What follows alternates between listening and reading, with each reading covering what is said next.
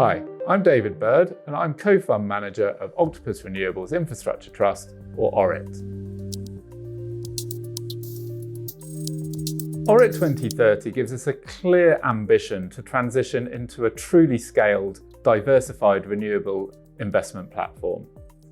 In order to deliver on that ambition, we need to keep delivering the reliable and attractive level of income that ORIT offers today, and add in an element of capital growth that allows us to consistently grow net asset value over time and provide attractive returns to investors.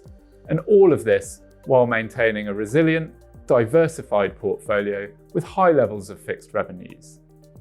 In order to do that, we will need to have real discipline around our capital allocation and also continue the active asset management that allows us to get the best out of the assets which we're investing into.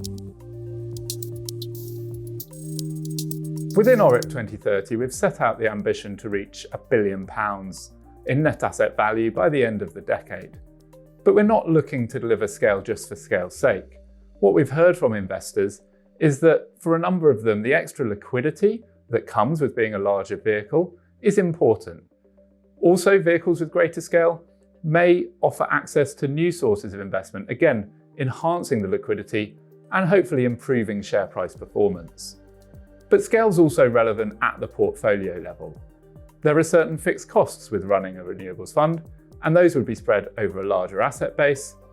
But scale also gives us an opportunity to access a wider range of potential opportunities when we're investing, and also makes it easier to maintain diversification within the fund.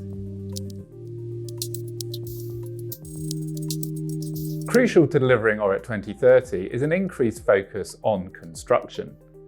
Constructing projects does introduce additional risks compared with buying operational projects, but it also offers greater rewards, higher returns available from investing at the construction stage. So what becomes really important is that the right risks are taken on and the remaining risks are passed on to other counterparties, and that those risks are managed really effectively. And that's something that we have a really strong track record of at Octopus Energy Generation as manager of ORIT. We have delivered over £3 billion worth of construction projects over the past 10 to 15 years. The kinds of risks that we want to make sure are passed on to contractors are things like changes in the prices of materials and also the risks of delays. And that's something we can do very effectively with our contracting. When it comes to the length of time that we hold construction projects, ultimately, these are long-term assets, and we're going to be investing into projects that we are happy to hold for those 30 or 40-year lives. But we're also going to be very active in rotating the portfolio. So if projects that we've built and are now operational no longer have growth prospects, then we'll be very happy to recycle out of those into new construction projects which offer the potential for NAV growth. In order to deliver ORIT 2030 successfully, we will require a lot of discipline when it comes to capital allocation. And that means we'll have to work very closely with the board to ensure that we're allocating the right capital to the right opportunities. One thing that we've been very clear on is that we have absolutely no intention of reducing the dividend, and indeed we intend to keep growing the dividend from the level it's currently set at.